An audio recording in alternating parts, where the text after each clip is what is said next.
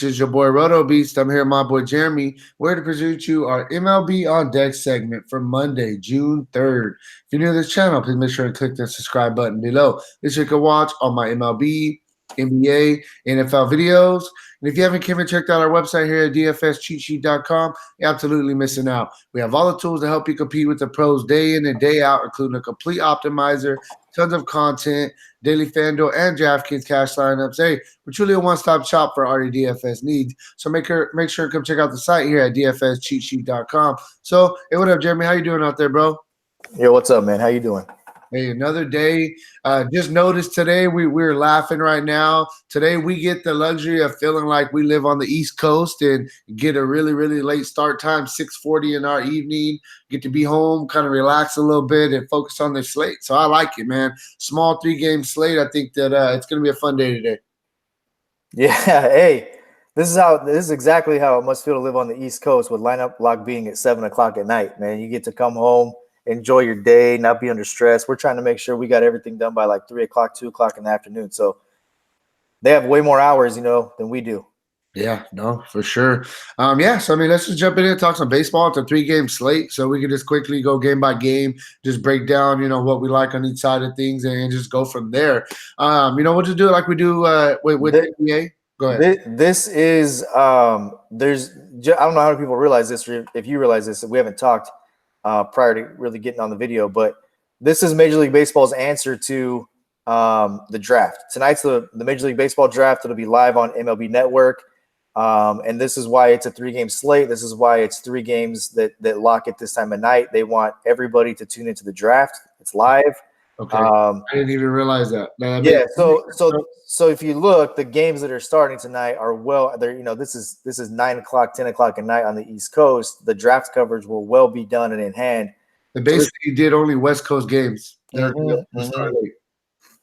way people could tune in and watch the draft. For sure. So, we'll do it like I said, like we do in NBA. I'll let you get the visiting side of things. I'll take the home side of things. Just keep it simple. So go ahead and get us started with the Dodgers, bro. Look, man, this is the chalk spot in my opinion. I think that everybody will be on the Dodgers. You take a look from a pitching standpoint with Robbie Ray opposing them. Robbie Ray's one knock this season has been his inability to go deep into games. He only has one quality start. But he's 4-2 on the season.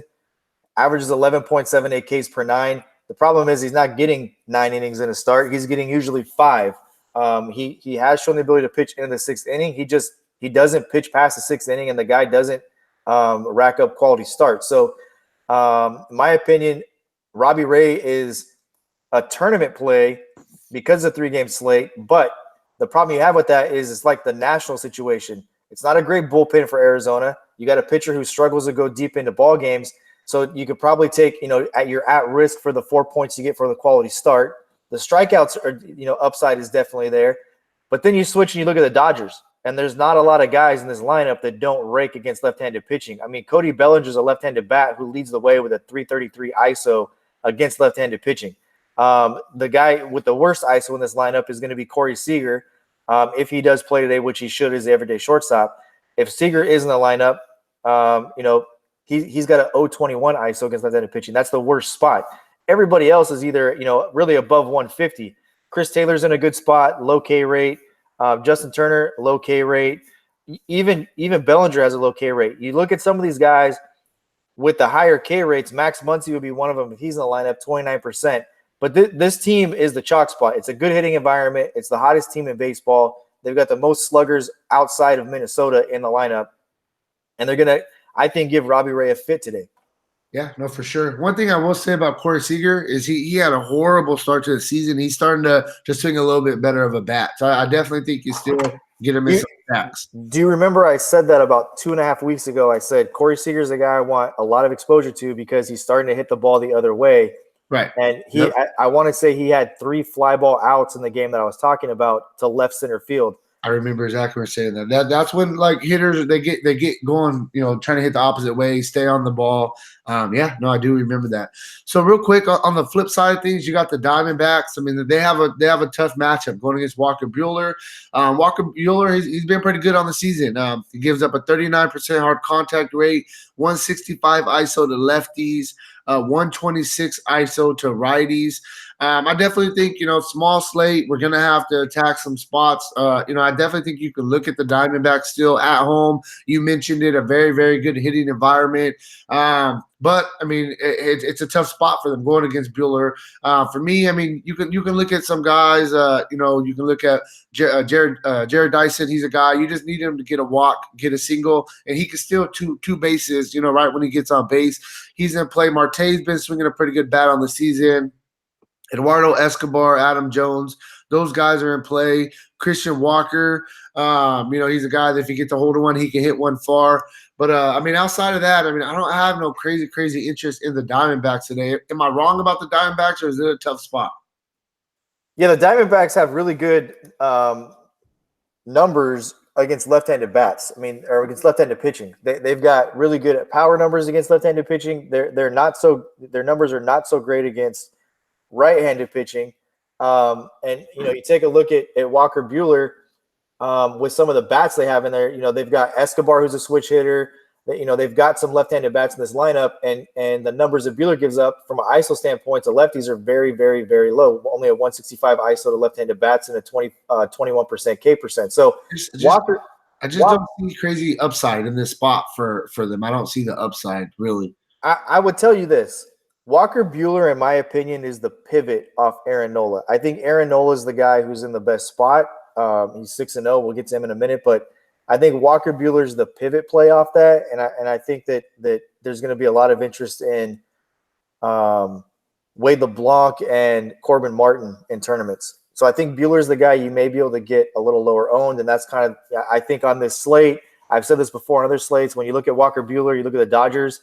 I think you build up these 5-3-1 stacks with the Dodgers. Yeah, I get you. Let's move on. Next game we're going to go with, we got Houston going into Seattle to face the Mariners. Go ahead and get us started with the Houston side of things, bro. On paper, this looks like it should be a really good matchup for Houston, right? Wade LeBlanc on the mound, a guy who's 2-2, only one quality start. Gives up an enormous 241 ISO to lefties and a 278 ISO to righties. On paper, it looks like it should be a really good matchup for Houston all the way across the board. LeBlanc hasn't been discriminatory as far as lefties or righties. He's kind of getting eaten up and smashed by everybody. So on paper, it looks really good. It is in Seattle. It will be a cooler environment. I know that the game that Seattle has a roof over it, but it's an open air roof where they've got the windows and all that in the back where it's still open.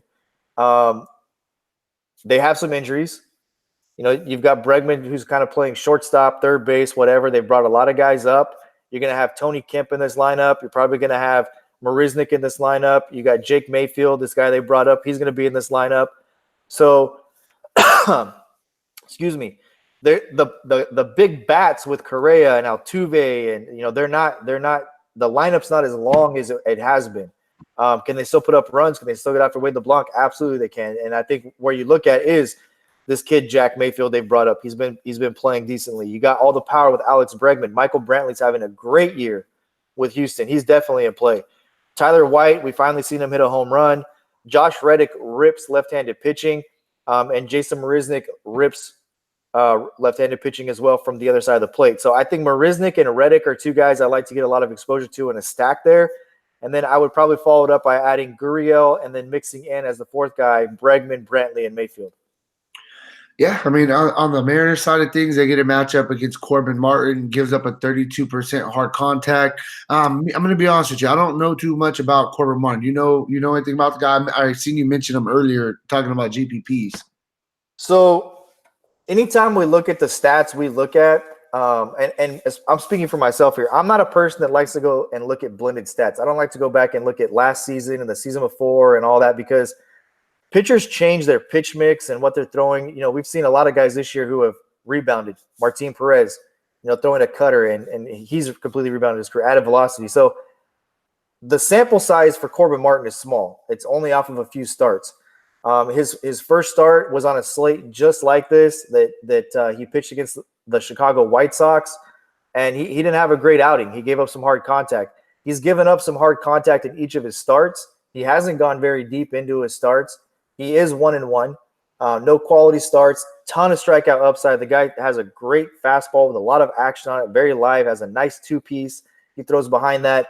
But right-handed bats are absolutely eating this guy up. He has a 485 ISO against him against right-handed bats. And some of that is inflated because you have to take a look at who that was against. The Chicago White Sox, I don't know how many people are playing them or listening to the deep dive, but it's a team that they're right-handed bats. We talk about Abreu, Moncada. They've got some right-handed bats in that lineup that are destroying the baseball in the last week and a half, 2 weeks. That was one of his starts, and they got after him. So a little bit of it is inflated. Now, you take a look at Seattle. This team's struggling. This team started really hot. They were a team that, as a team, had a team ISO over 230.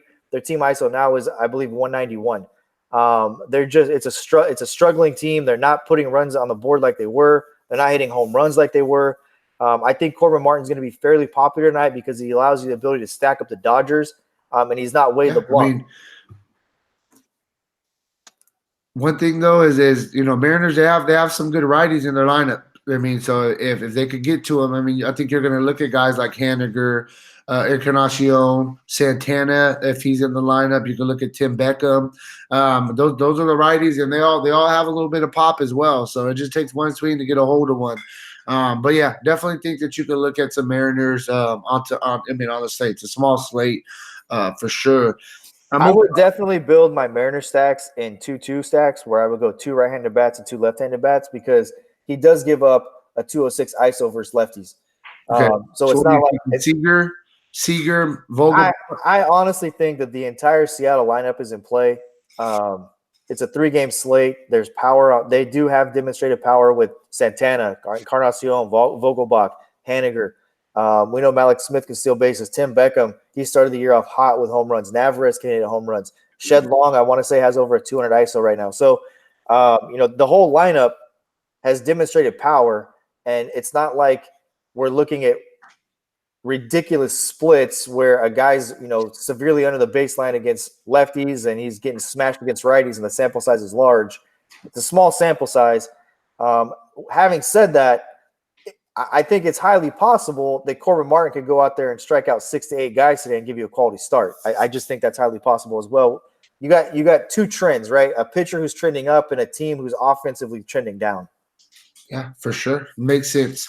But 3-game slate, like we said, it's like almost everybody's in play. Hey, let's move on. Final game of the night. You got a really good pitcher in Aaron Nola, probably going to be the chalk on the slate. Go ahead and get us started with the Phillies side of things, man. Yeah, so, look, my knock on Aaron Nola and when I want to attack Aaron Nola is and I've mentioned this before, I'll give Milwaukee as the example. When you've got a lineup that has that many left-handed bats in it and you look at these severe splits where he gives up a 262 ISO to left-handed bats and only a 119 ISO to right-handed bats, that's severe. The splits are severe. His strikeout numbers are comparable, 27.2% to lefties and 25.3 to righties. It's the power numbers.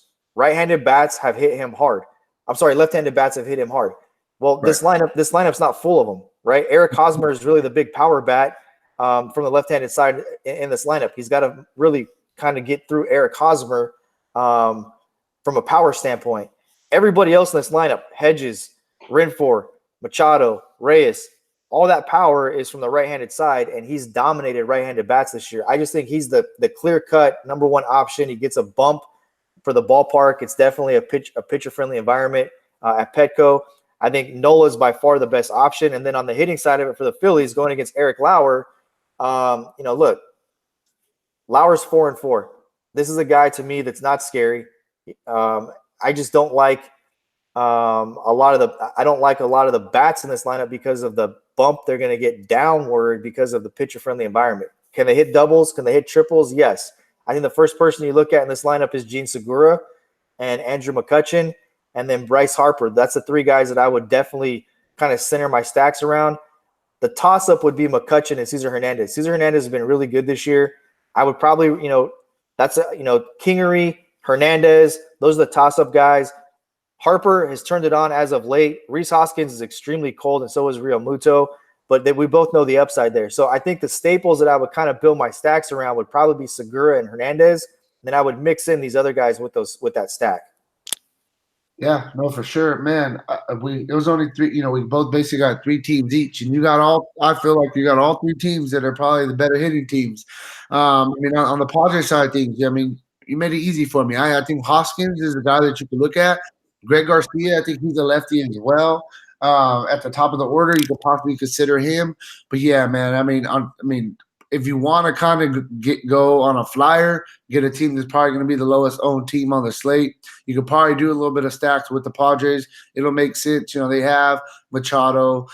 They have, Will Myers, a couple really good hitters on the right side. But you mentioned it. You really just want to attack Aaron Nola with left-handed bat. So I think that you can build some stacks, go 4-3-1s, and have that one off be Eric Hosmer, who's going to be in that cleanup spot. So, I mean, and that's really where I'm at with the Padres. I mean, they're not really a team that I'm crazy interested in, especially with the fact that the best pitcher on the slate is on the opposite side. So, hey man, if you want a little bit more in-depth analysis on today's slate, if you want, core, you want, 5 core plays to kind of get your cash game started. I don't really recommend playing cash today on a 3-game slate, but if you do it, hey, we have a bunch of different article and content pieces up, a couple podcasts up as well on today's slate. So make sure to check out the site, dfscheatsheet.com.